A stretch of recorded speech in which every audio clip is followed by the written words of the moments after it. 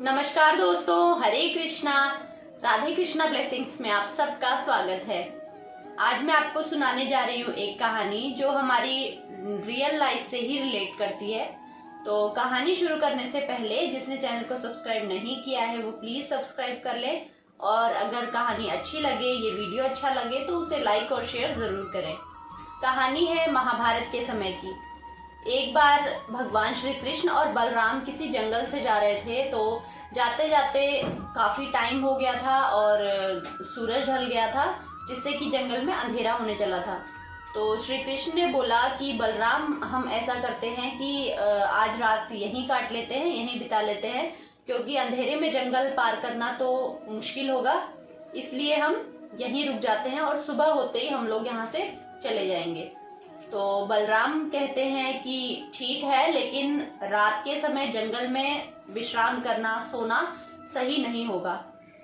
तब कृष्ण कहते हैं कि ऐसा करते हैं कि मैं सो जाऊंगा पहले, उसके बाद तुम पहरा देना। जब तुम्हें नींद आने लगे तो मुझे उठा देना, फिर तुम सो जाना, मैं पहरा दूंगा। तब बलराम मान जाते हैं, कहते हैं ठीक है, हम ऐसा ही करते हैं। तो पहले श्री कृष्ण सो जाते हैं, उन्हें गहरी नींद आ जाती है।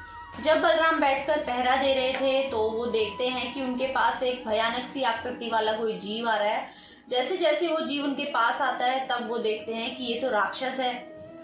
वो राक्षस पास आता है और जोर से चिल्लाता है।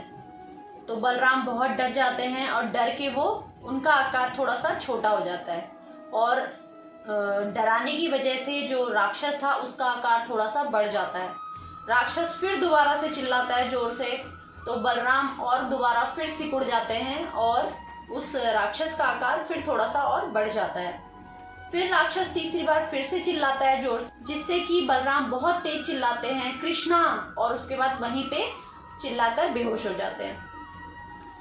फिर जब श्री कृष्ण उठते हैं तो देखते हैं कि बलराम तो सोए हुए हैं। श्री कृष्ण सोचते हैं कि शायद बलराम को बहुत तेज नींद आ रही होगी, इसीलिए वो सो गए और मुझे उठाने के लिए उन्होंने आवाज दे दी।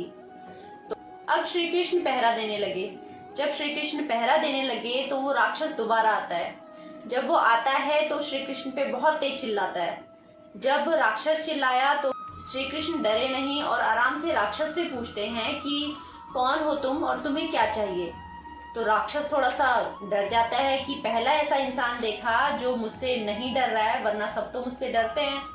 तो राक्षस थोड़ा सा अंदर से डर जाता है, जिसकी वजह से उसका आकार कुछ छोटा हो जाता है और भगवान श्री कृष्ण का बढ़ जाता है। तो राक्षस अंदर से डरते हुए फिर चिल्लाता है एक बार। तो श्री कृष्ण फिर नहीं डरते हैं, तो फिर उनका कृष्ण का आकार बढ़ जाता है और जो राक्षस था उसका आकार थोड़ा घट जाता है। उसके बाद राक्षस तीसरी बार फिर एक बार चिल्लाता है बहुत जोर से। तो श्री कृष्ण फिर मुस्कुराते हैं और कहते हैं कौन हो तुम।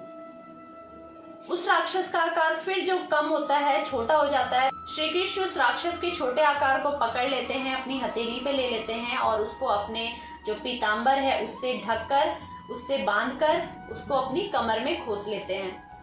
तो अब सुबह हो जाती है और सुबह होने के बाद भगवान श्री कृष्ण बलराम को उठाते हैं और चलने के लिए बोलते हैं। तब दोनों चल देते हैं। चलते चलते रास्ते में बलराम को रात की बात याद आती है। तो वो भगवान श्री कृष्ण से कहते हैं कि कृष्णा, पता है तुम्हें रात क्या हुआ था? एक राक्षस आया था बहुत बड़ा। तो उतने में ही कृष्ण उनको रोकते हैं बलराम को और कहते हैं रुको रुको। तो वो अपनी जो कमर में खोसा हुआ जो पीताम्बर उसमें से उसको निकालते हैं राक्षस को, और हाथ में दिखाते हुए कहते हैं कि कहीं यही तो नहीं था वो। तो बलराम हैरान हो जाते हैं कि हाँ कृष्णा, ये है तो वही, लेकिन रात तो ये बहुत बड़ा था, ये अभी इतना छोटा कैसे हो गया? तब श्री कृष्ण कहते हैं कि जब जीवन में तुम्हें किसी चीज का सामना करना चाहिए और तुम उससे भाग रहे हो तो वो चीज तुम्हें नियंत्रण कर लेती है और तुमसे बड़ी हो जाती है। और अगर तुम उस चीज का जिसका तुम्हें सामना करना चाहिए, तुम उसका सामना करते हो, उससे लड़ते हो, तो वो चीज तुम्हें काबू नहीं कर पाती और तुम उससे बड़े हो जाते हो। तो दोस्तों, ये जो राक्षस है वो है हमारे जीवन में आने वाली चुनौतियां। अगर हम इनसे डरते हैं और डर कर इनसे भागते हैं तो आगे चल के ये हमारे सामने और ज्यादा बड़ी हो जाती हैं, हम पर हावी होती हैं और हमें काफी तकलीफों का सामना करना पड़ता है। और अगर हम इनका डटकर सामना करते हैं, हमारे आगे जो भी मुश्किलें आ रही हैं उसका समाधान करने की कोशिश करते हैं, तो ये जो परेशानियां हैं वो धीरे धीरे कम हो जाती हैं और हम इन चुनौतियों का सामना करने में सफल हो जाते हैं। तो दोस्तों, कैसी लगी आपको ये कहानी, प्लीज कमेंट करके जरूर बताएं और चैनल को सब्सक्राइब कर लें जिसने सब्सक्राइब नहीं किया है। मिलते हैं नेक्स्ट वीडियो में। धन्यवाद। हरे कृष्णा। राधे राधे।